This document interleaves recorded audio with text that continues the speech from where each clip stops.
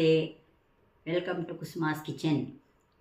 ನಾನು ಮಾಡುತ್ತಿರುವಂತಹ ಅಡಿಗೆ ಪಪ್ಪಾಯ ಪಾಯಸ. ಇದಕ್ಕೆ ಬೇಕಾಗುವ ಸಾಮಗ್ರಿಗಳನ್ನು ನೋಡೋಣ ಬನ್ನಿ. 2 ಕಪ್ ತುರಿದಿರುವಂತಹ ಪಪ್ಪಾಯ, 1 ಕಪ್ ಸಕ್ಕರೆ, 2 ಕಪ್ ಹಾಲು, ಸ್ವಲ್ಪ ಗೋಡಂಬಿ, ಸ್ವಲ್ಪ ದ್ರಾಕ್ಷಿ, ಸ್ವಲ್ಪ ತುಪ್ಪ, ಸ್ವಲ್ಪ ಏಲಕ್ಕಿ. ಮಾಡುವ ರೀತಿಯನ್ನು ನೋಡೋಣ ಬನ್ನಿ.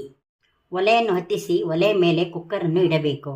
ಅದಕ್ಕೆ ತುರಿದಿರುವಂಥ ಪಪ್ಪಾಯವನ್ನು ಹಾಕಬೇಕು. ಪಪ್ಪಾಯವನ್ನು ಹಾಕಿ 1 ಕಪ್ ಹಾಲನ್ನು ಹಾಕಿ 1 ಕಪ್ ಹಾಲನ್ನು ಹಾಕಿ ಒಂದು ಸಾತಿ ಕಲಕಿ ಕುಕ್ಕರ್ ಮುಚ್ಚಳವನ್ನು ಮುಚ್ಚಿ 2 ವಿಷಲ್ ಕೂಗಿಸಬೇಕು. ಕುಕ್ಕರ್ ಮುಚ್ಚಳವನ್ನು ತೆಗೆಯೋಣ. ಕುಕ್ಕರ್ ಆರಿದೆ. ಕುಕ್ಕರ್ ಮುಚ್ಚಳವನ್ನು ತೆಗೆದು ಬೆಂದಿದೆಯಾ ಎನ್ನುವುದನ್ನು ನೋಡೋಣ. ನಂತರ ಪಾಯಸ ಮಾಡೋಣ. ತೀಗಿ ಒಲೆಯನ್ನು ಹತ್ತಿಸಬೇಕು. ಹತ್ತಿಸಿ ನಂತರ ಇದಕ್ಕೆ ಸಕ್ಕರೆಯನ್ನು ಮತ್ತು ಹಾಲನ್ನು ಹಾಕಬೇಕು. ಸಕ್ಕರೆ ಮತ್ತು ಹಾಲನ್ನು ಹಾಕಿ 5 ನಿಮಿಷಗಳ ಕಾಲ ಕುದಿಸಬೇಕು.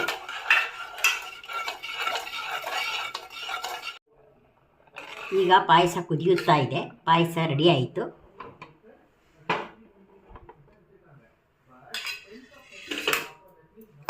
ಈಗ ದ್ರಾಕ್ಷಿ ಗೋಡಂಬಿಯನ್ನು ಹುರಿಯೋಣ.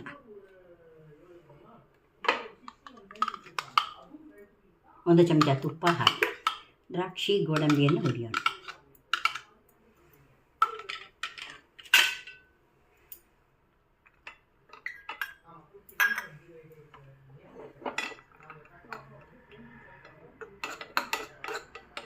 ದ್ರಾಕ್ಷಿ ಗೋಡಂಬಿಯನ್ನು ಸಣ್ಣ ಉರಿಯಲ್ಲಿ ಹುರಿಯೋಣ.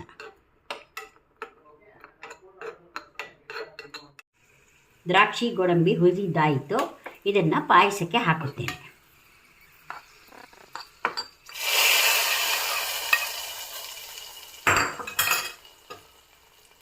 ಯಾಲಕ್ಕಿ ಪುಡಿಯನ್ನು ಹಾಕಬೇಕು.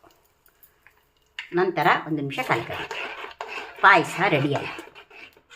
ಪಪ್ಪಾಯ ಪಾಯಸ ರೆಡಿ. ತಿನ್ನಲು ರುಚಿಯಾಗಿರುತ್ತದೆ. ಮಾಡುವುದು ಸುಲಭ. ಮಾಡಿ ನೋಡಿ.